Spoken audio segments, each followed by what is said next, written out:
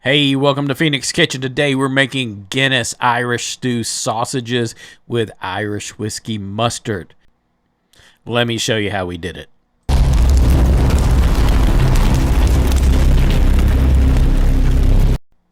Alright, the first thing we're going to do is get our meat ready for this. So when I make Irish stew, I use a beef and lamb combination. Normally, I have a leg of lamb and I cut that up and cube it. I did not have a leg of lamb on hand, but my local supermarket had a 1 pound pack of lamb cubes for making stew. So I grabbed that. And for my beef, I went ahead and grabbed a 2 pound chuck roast.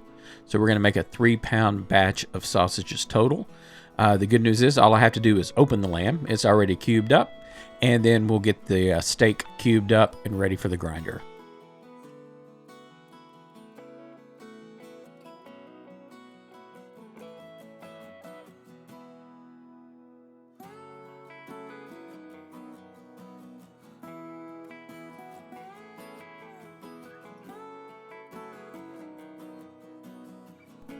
All right, now we're going to go ahead and gather our seasonings and get those ready to go.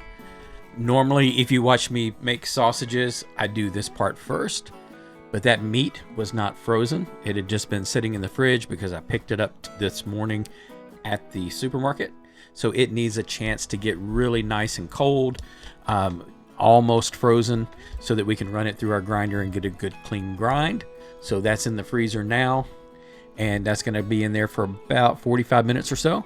And we'll go ahead and get these ingredients together. You'll notice we've got our usual suspects, salt and pepper.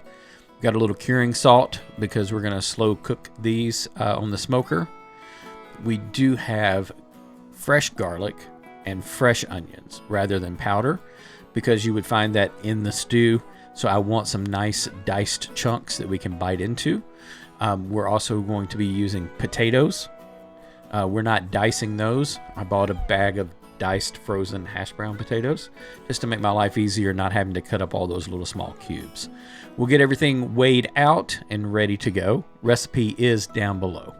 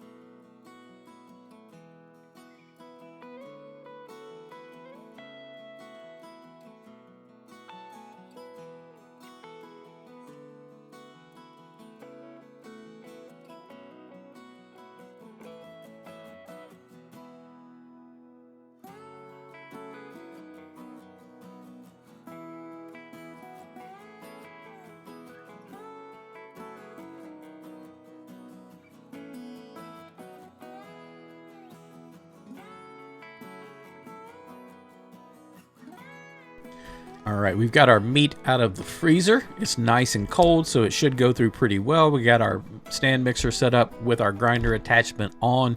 We're using our coarse die because we do not want this to be a mushy sausage. We want to have some texture. Remember, we're eating a stew here.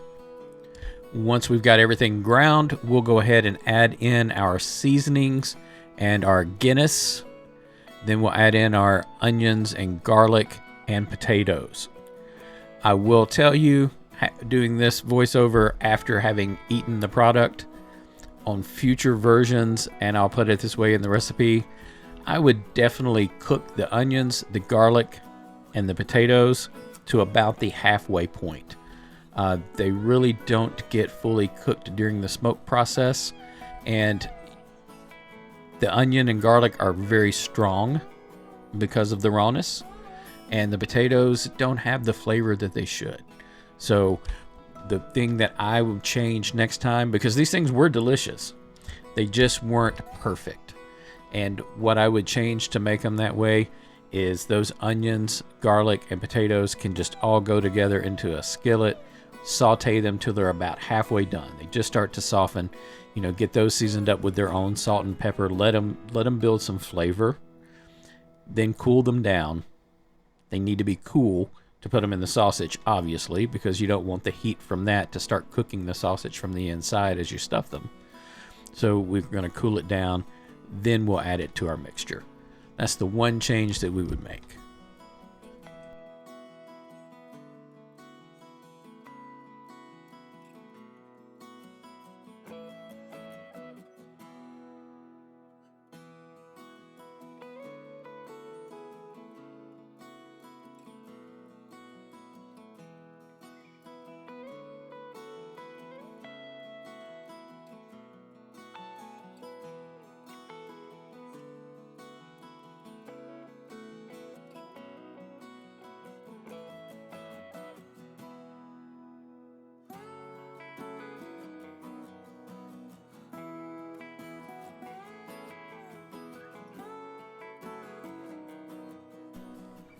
All right, with everything all mixed together appropriately, we're going to go ahead and set up the stuffer and get these things loaded into the casings.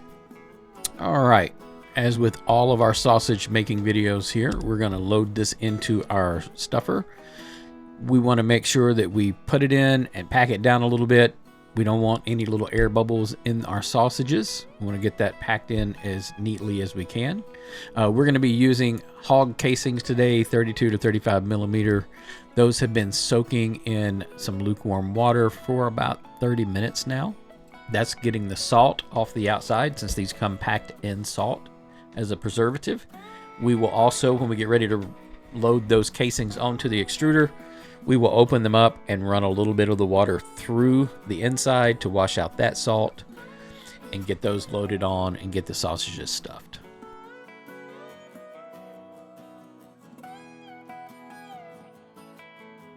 All right, as I said, we don't want any air, so we're going to slowly bring some sausage out to the end of our extruder tube.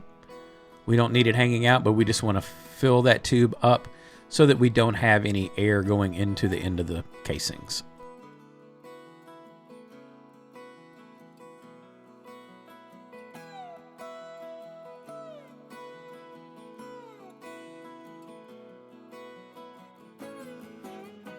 All right, we're going to leave about 1.5 inches, 2 inches of casing off the end of the extruder so we can tie a knot, and then we'll just pull it the rest of the way on, make sure that it's nice and tight up against our sausage. And then we're going to not hold it tightly, but just enough to keep it from flying off. We want a nice controlled fill so that we can get these sausages as plump as we're looking for. I'm going to go ahead and fill them all the way because I'm going to be twisting as I go rather than making one large coil and twisting them later. When we do that, we want to leave a little room to pinch. As I do this, you can pick up whatever method you want, but I always go away first, then the second one twist back toward me, and we just keep alternating. But you can do it any way that you want to. What you're looking for is just a nice tight twist. That way, as the casings dry overnight in your fridge, those will be ready for you to snip with your scissors the next day to have individual links. So we'll go ahead and get these all filled up and ready to go and put those into the fridge. Let those casings shrink down and dry out overnight, and we'll get them on the smoker the next day.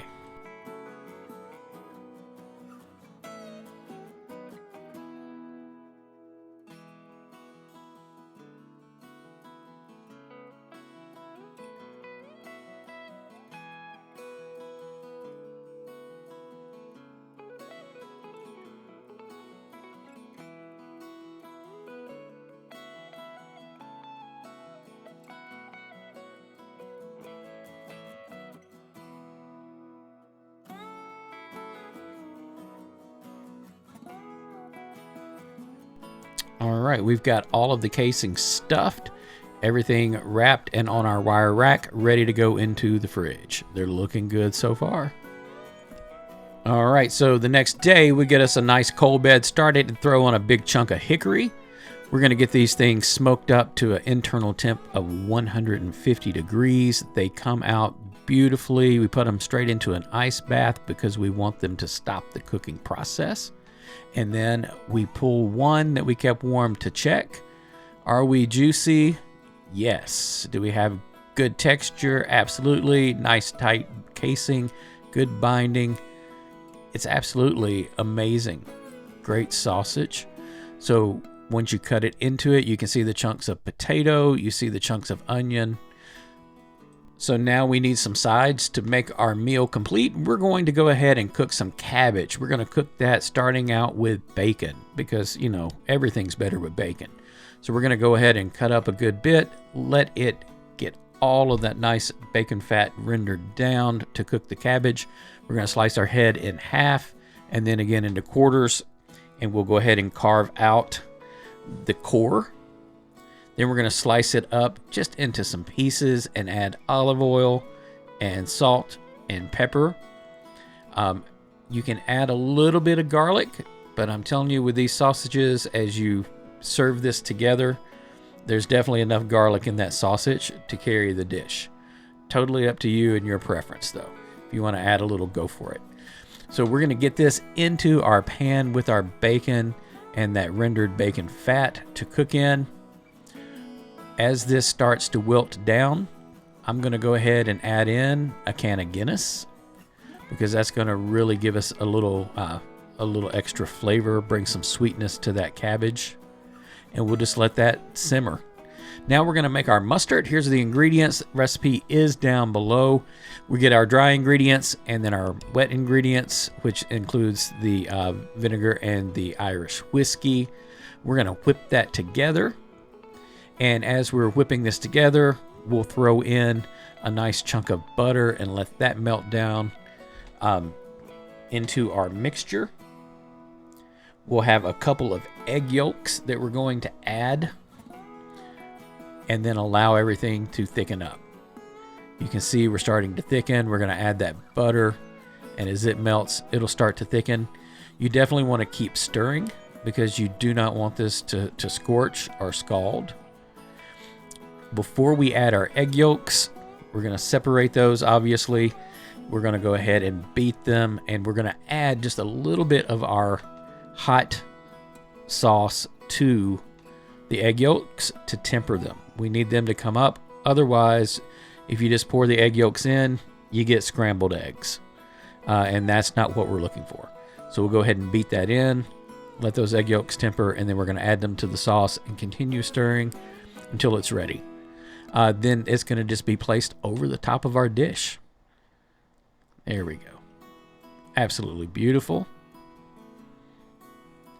I will admit, this is the first time I've ever done this, and I ended up with a couple of little pieces of scrambled eggs. Nothing bad, but it was aggravating.